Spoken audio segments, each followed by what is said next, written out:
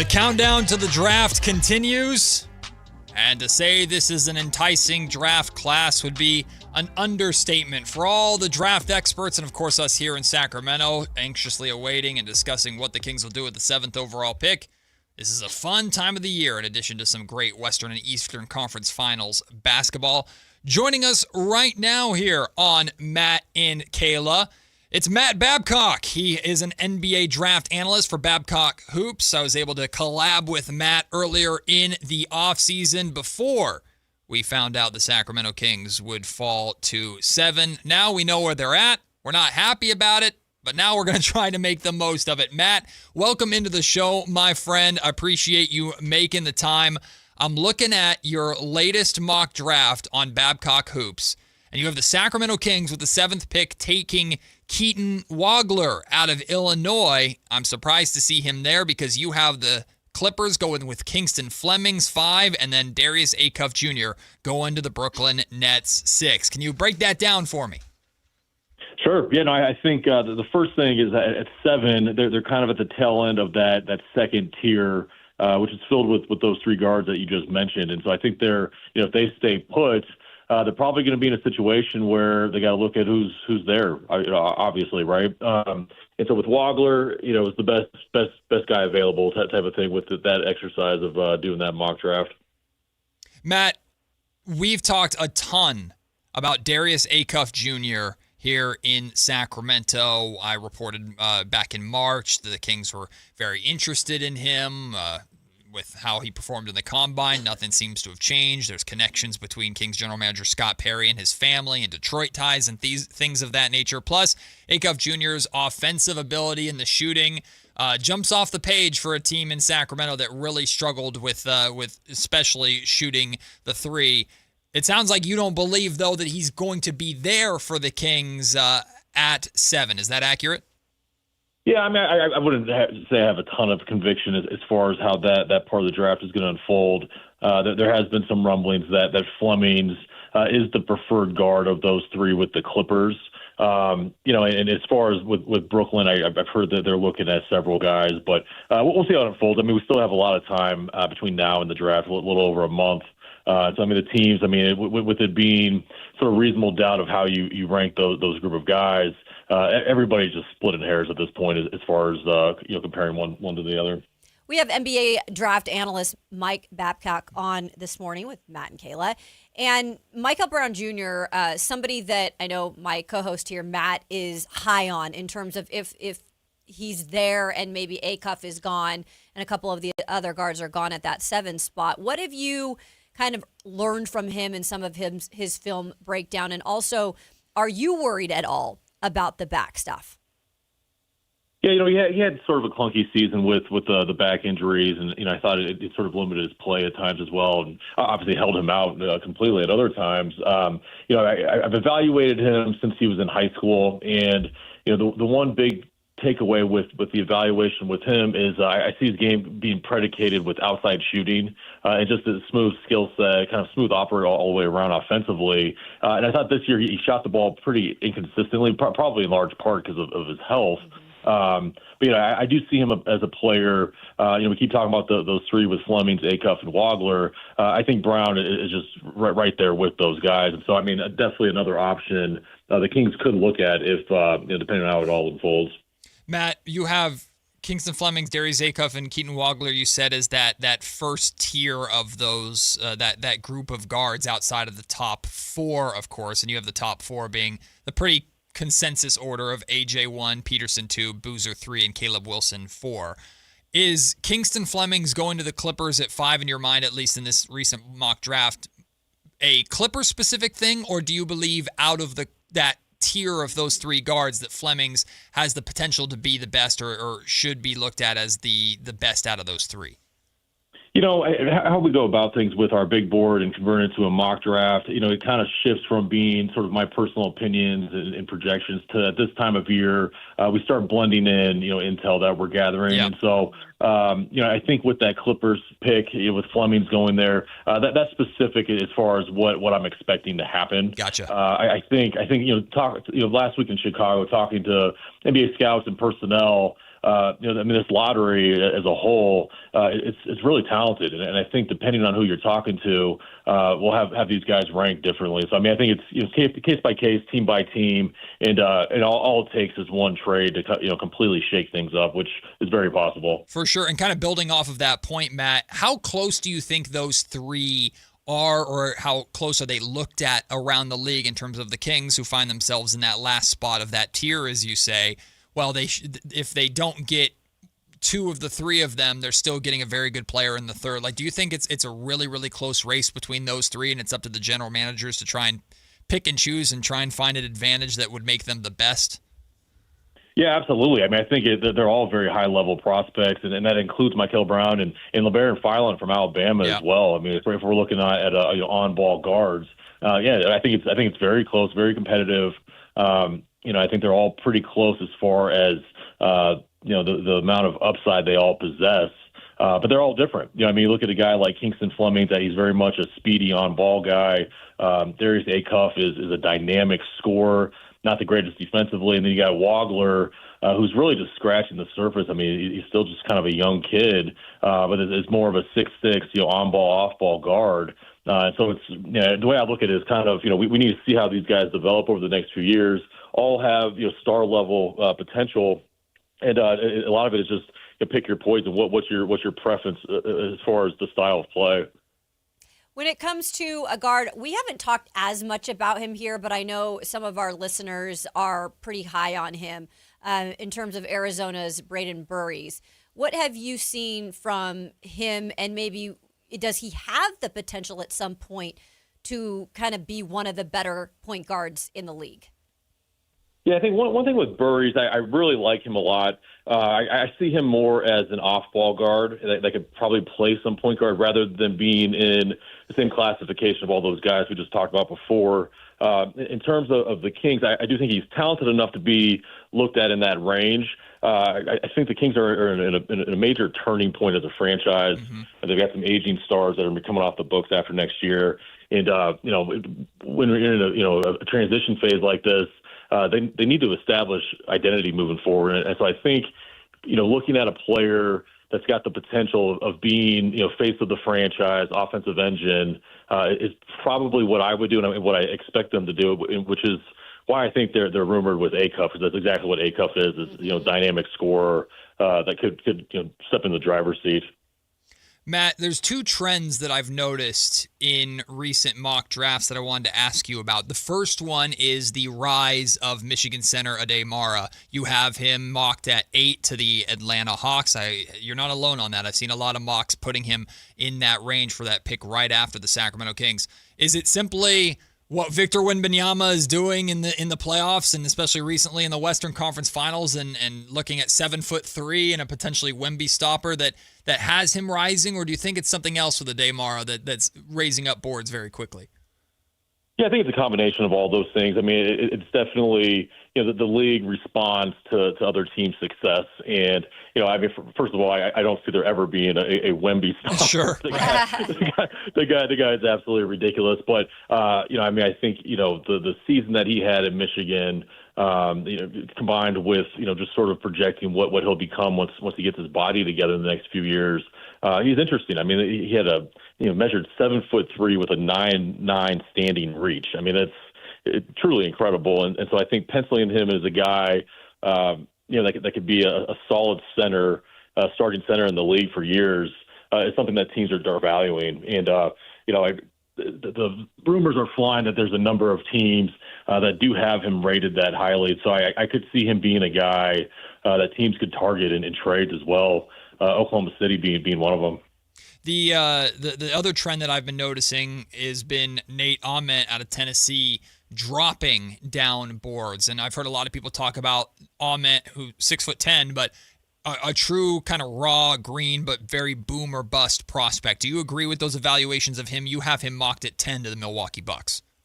Yeah, he's he had an interesting season. I mean, keep in mind, with this freshman class was just really loaded and just incredibly productive for being a bunch of true freshmen.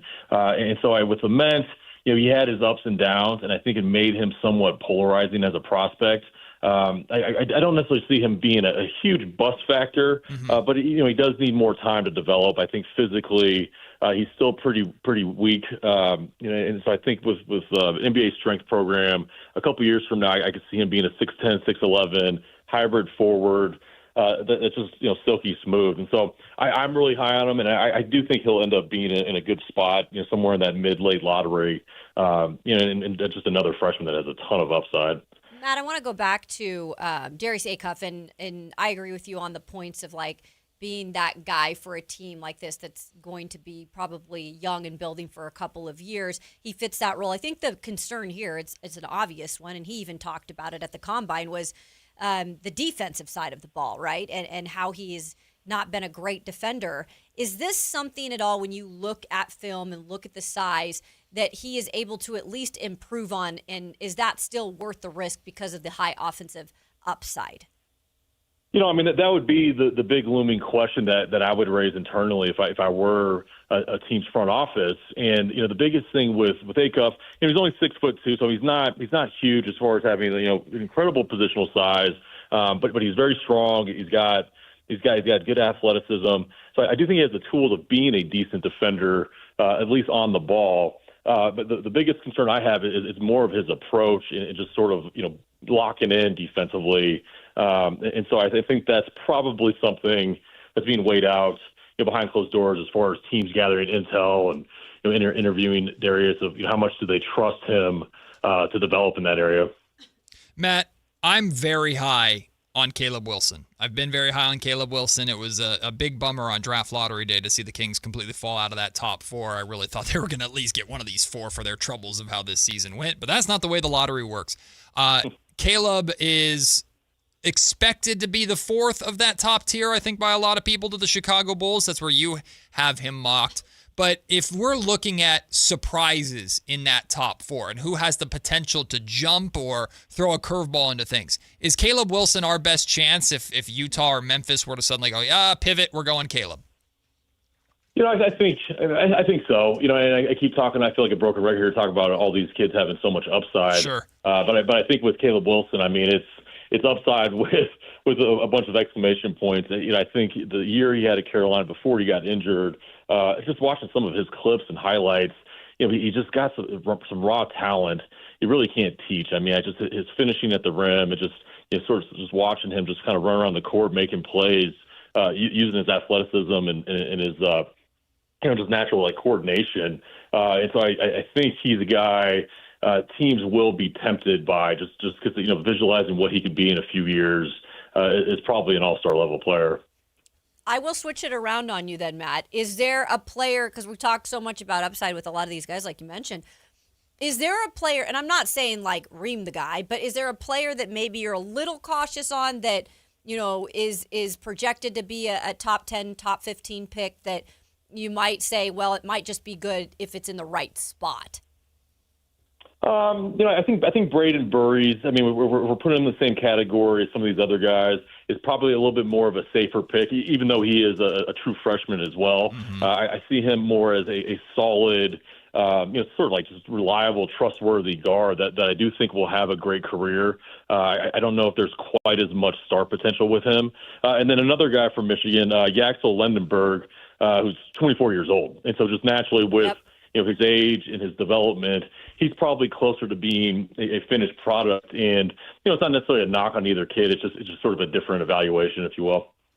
I want to go back to the top of the draft. Ramona Shelburne from ESPN put out an article where Darren Peterson explained his side of the story of all the weird stuff that happened at Kansas and his cramping and extreme amounts of creatine and going to the hospital and how that mentally impacted him. Did that change or impact your approach to what you think is going to happen or how you evaluate Darren Peterson at all? And do you think there's any sort of, obviously these general managers in their private evaluations and medical reports and interviews and things like that, they're going to have all this information that some of it none of us are ever going to be privy to. But hearing Darren Peterson's side of the story and what happened, does that quiet some of the concerns you think with what happened with him at Kansas?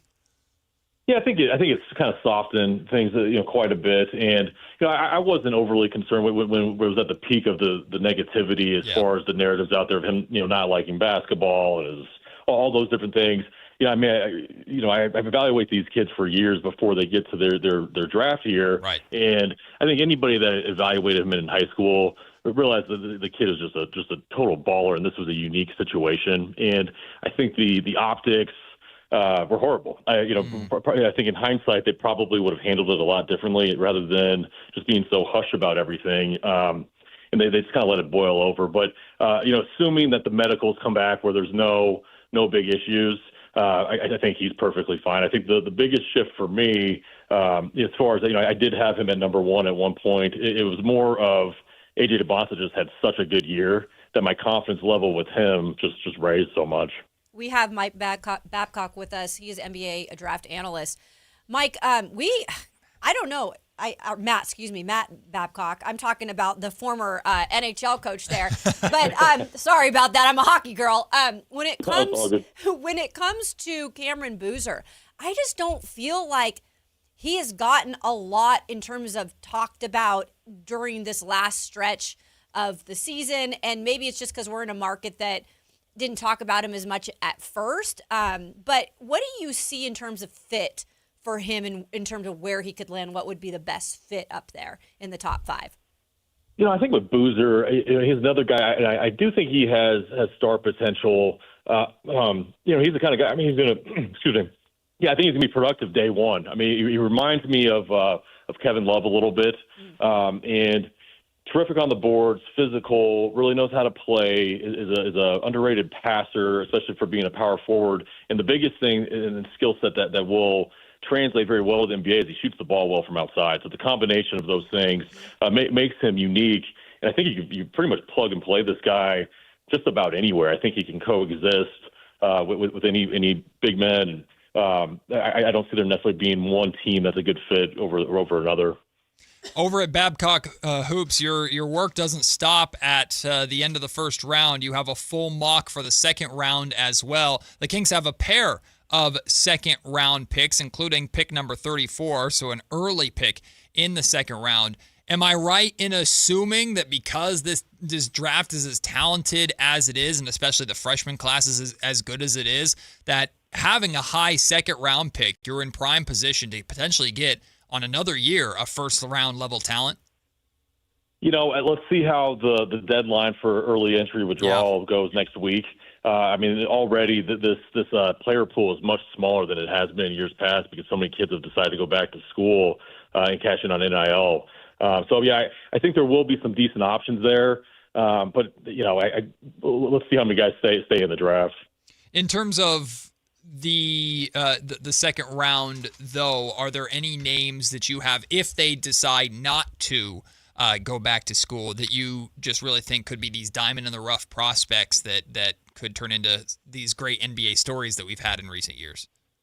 Honestly, not really, because I'm expecting the second round to be a bunch of seniors. Yeah. And I say that not that there won't be any players that can be productive. I definitely think there'll be guys that could fill a role. But we're looking at older guys that are closer to being finished products and, more of probably creating some, depth within the lineups and rosters rather than significant upside. Matt, I wanted to ask you, going back in time a little bit, we're celebrating the story of Maxime Reynaud today being named to the All-NBA rookie second team, considering he was the 42nd overall pick and can be considered amongst the top 10 of rookies, and all around him are top of the draft guys and lottery picks. That's a pretty incredible accomplishment for him. Do you remember your going into the draft, your pre-draft thoughts on Maxime Reynaud, and what do you think about his story? Yeah, no, he had such a terrific season, and exceeded my expectations. I did like him going into the draft. And I can't remember where I ultimately had him, but definitely got a great snag with him. And it looks like somebody they could pencil in as being their starting five moving forward. Very, very happy for him. He seems like a great kid. And I remember about a year ago, he did really well at the combine. Mm-hmm. Final thing for you, Matt. We appreciate you taking the time during this busy time of year for you. We have one of our listeners in our comment section asking me to ask about next year's draft class. They're asking about the point guard specifically. I know you're locked into this year's, but you said you're doing your homework and watching all these guys from high school and onward. The question that I wanted to ask you specifically is, we're already hearing rumblings that next year's draft is going to be a little bit underwhelming, but when you compare a lot of drafts to this draft class, I imagine naturally that's going to be the case. Forecasting very early to next year for a team like the Sacramento Kings, who's probably going to have to build through a handful of drafts for the next few years, how much are you liking what you're seeing so far about next year's draft class for the potential? Yeah, I mean, the narrative is widespread that next year is not going to be quite as good as this year. I think that's more a testament of how good this year is rather than next year. I don't see it being like a total dud. We're just have such a great class this year, and as far as guards next year, I mean, the one guy really stands out is Jordan Smith, who's going to Arkansas. I think he's got a chance of being one of the star potential guys for next year. Those Calipari guards, man. You can't keep those Calipari guards out of the sight of Sacramento Kings fans. Matt, you do phenomenal work, my friend. It's a pleasure to have you on. Thank you for making the time. Enjoy the final month build up to draft night, and we look forward to talking to you again very soon. Matt, thanks so much. Have a good one. Thanks, Matt. The great Matt Babcock. Check out all of his great draft coverage over on Babcock Hoops. Lots of good stuff there from him, Kayla. It sounds like he very much believes it's not 5-guard tier. It's a 3-guard tier, which is Kingston, Acuff, and Wagler. And I guess the good news is the Kings are guaranteed to have a chance at one of the 3 of them. Yeah, I did want to just, because again, I know everybody has their preferences, right? And that's totally fine. We all see things differently in terms of how we're watching them and what we feel like they can do as the guy here, or at least the Robin to eventually a Batman here. Right. And that what it alerted me to is when I asked about Burries, because I know that that's something that listeners have brought up a name that they enjoy. Allen's been really high on him as of late. Allen's been high on him as well. He had good things to say about him, but then when I asked about, are there any players that maybe you stay a little bit away from if you really need that guy, and he did mention Burries again. Yeah. And I didn't ask him that. Kind of called him a safe pick. I didn't prompt him to do that. Yeah, he called him a safe pick, and I just don't know, like, for what Sac needs right now, that's the guard that they have time to wait on or to maybe just have patience with. Yeah.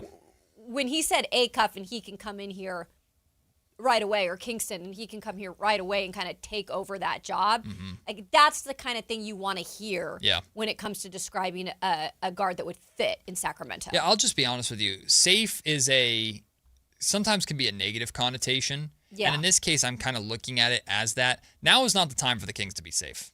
Now is the time for the Kings to take a swing. And if it costs jobs, then it costs jobs. The Kings need to make a move. The Kings need to try for something. I'd rather the Kings swing for upside than go with the safe route. And this is interesting because I'm looking at Brendan Nunez right now. What up, Brendan? And we'll have Brendan on at 1 o'clock later today because he just dropped his Sactown scouting report involving some guards in the second round to keep an eye out for. But he, on Tuesday, dropped his Darius Acuff Jr.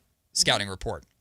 And then he went on the Drive Guys, and he started talking about Kingston Flemings versus Darius Acuff Jr. and kind of the safety of Flemings versus the swing and upside of Acuff. Sure. To Brendan's credit, he talked about he thinks Kingston Flemings has a higher floor, but also the ceiling is not that much lower than Acuff. So I'm not saying Kingston Flemings is a quote-unquote safe pick. Yeah. But if someone has a higher ceiling and higher upside, me personally, that's what I'm drawn to. I know the defensive concerns. I know how much of a defensive liability that Acuff appears to be, and that's not something just to gloss over, and the Kings would absolutely have to address, and Acuff would absolutely have to address if he wants to be a star, which he talked about he wants to be at the NBA level. Yeah.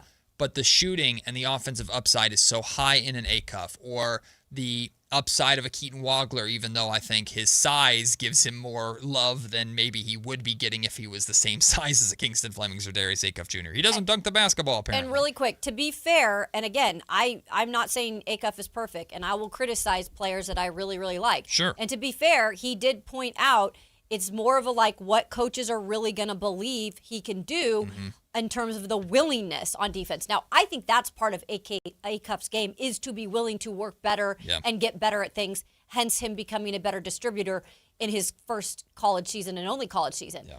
It's just they have to be convinced on that. Yeah, that's why number 1 and number 2 on my board of point guards are Darius Acuff Jr. and then Michael Brown Jr. Right.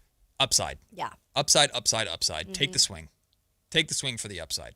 That's what I think the Sacramento Kings should be doing at this point in time. We will take the break. When we come back, we didn't get to this yesterday. Carmichael Dave is a little concerned about Darius Acuff Jr. So we're going to hear the concerns that he brought up on the show a couple days ago. Kayla, I'm curious your response to this. And then I'll share with you guys what Locked On Nets host Eric Slater said to me this morning in an interview that's going to be released later on the Matt George podcast about what he believes the Nets are looking at and what he would do if he were the Brooklyn Nets with the 6th pick in the draft. That's coming up next on Matt and Kayla, Sactown Sports.